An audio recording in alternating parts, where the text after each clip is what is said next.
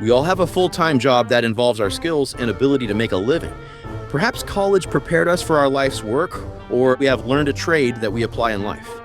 And then there's a few interests or hobbies that may take up downtime, or perhaps these interests and hobbies go a bit further.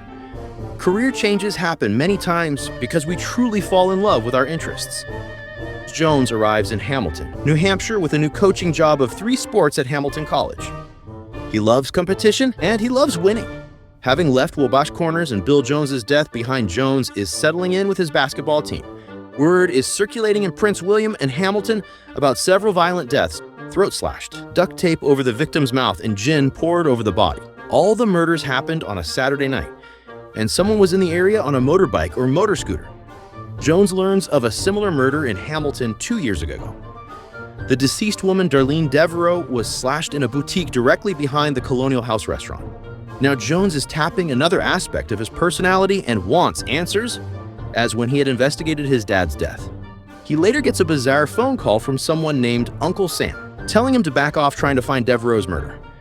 The caller mentions the play, in reference to the University of California in Stanford on November 20th, 1982. Stanford took a 20-19 lead on a field goal with 4 seconds left in the game. Stanford used 5 laterals passes on the kickoff and scored the winning touchdown, winning 25-20. While curiosity can be a quiet human attribute, love in romance form a continual buzz. Love, unrequited, produces a plethora of human emotion, none of them good.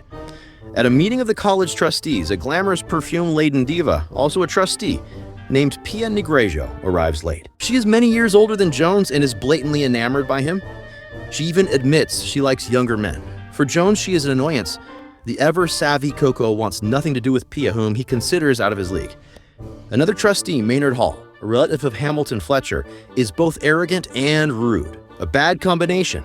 On the weekend, one of Coco's girls, Holly, is murdered in the parking lot at Club Max, her throat slashed, gin poured over her body, and duct tape on her mouth. Jones, upon seeing what happened, wants to find the killer. Jones's intuition is evident in this second book of the Jones series. He calls the intuition with the same connotation as his father, his side road theories. He connects the Devereaux murder to the prison killings. George Strickland, quickly becoming a close friend to Jones, is impressed. Jones and Strickland search for the crazy Lester Larson still on the run from committing numerous crimes in Indiana. One of Jones's side road theories matches the sound of Lester's motor scooter, parked on campus. Jones meets the county medical examiner, Clayton Morris, for the first time. Morris, aware of the FBI reports of Jones successfully investigating his father's murder, confides that the Devereaux murder as well as the Prince William slasher murders were committed with a rusty blade. Jones agrees to have dinner with Pia so he can question her about Devereaux's background and the circumstances of the murder. The alluring but older Miss Negrejo is after Jones. Jones is very much like Coco and his dad, in that he does not like to get sidetracked from his job or in Pia's case, an investigation.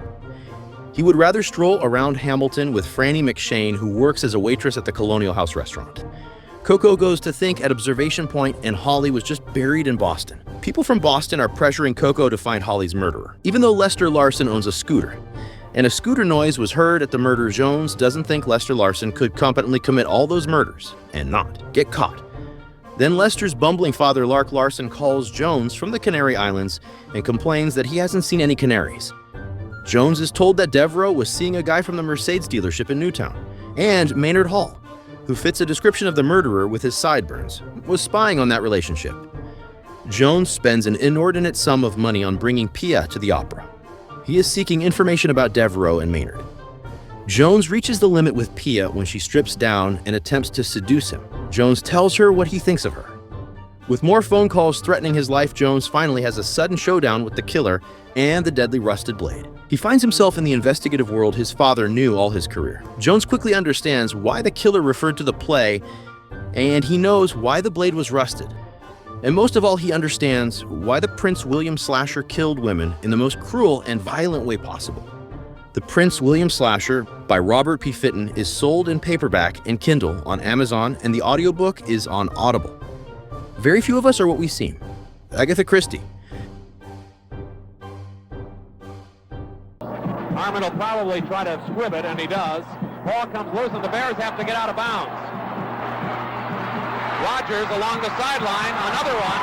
They're still in deep trouble at midfield. They tried to do a couple of... The ball is still loose as They get it to Rogers.